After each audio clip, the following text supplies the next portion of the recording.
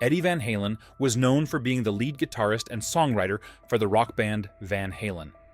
Eddie Van Halen was the epitome of the guitar god, said John Neerman, CEO and co-founder of Loop Media.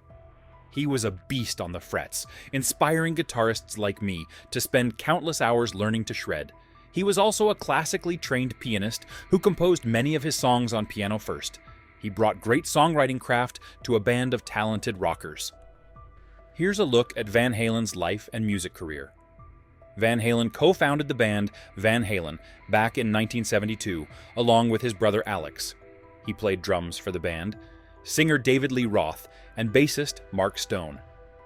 By 1977, the group landed a record deal with Warner Brothers. Van Halen released his first studio album in 1978, titled Van Halen.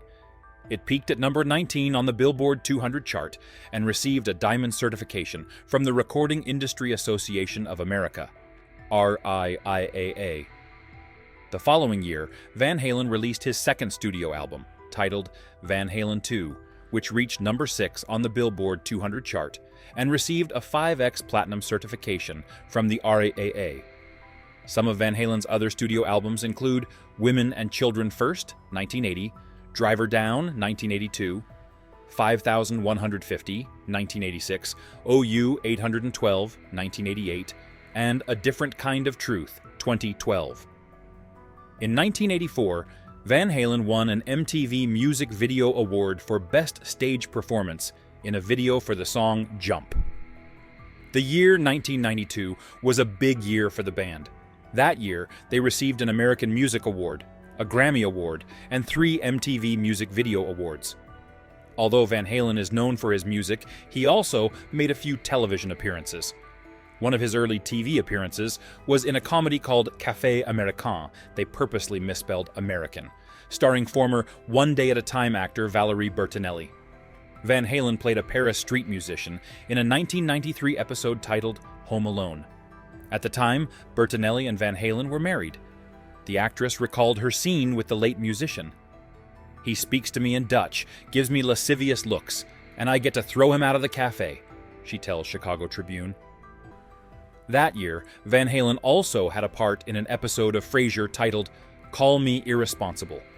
He played the voice of Hank, a caller on Frasier's radio show. Van Halen told Chicago Tribune he agreed to do the guest spot because he was friends with the star of the show, Kelsey Grammer, and he wanted to do a favor for him. In 2009, Van Halen made an appearance on the comedy 2.5 Men. Bertinelli was Van Halen's first wife. They were married from 1981 until their divorce in 2007. The couple had one son together in 1991 named Wolfgang. 2 years later, Van Halen married Janie Lizewski. They remained married until his death in October 2020.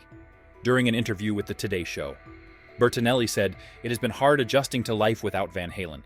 She spoke about how she and her son are doing. "It's been rough, very bittersweet," said Bertinelli. "We're doing okay, we spent the holidays together. I'll see Wolfgang later today. We've been spending a lot of time together. It's hard. I've gone to text Eddie a few dozen times and it's like, oh no, I can't text him right now." At the time of his death, Eddie Van Halen was worth an estimated $100 million, according to Celebrity Net Worth.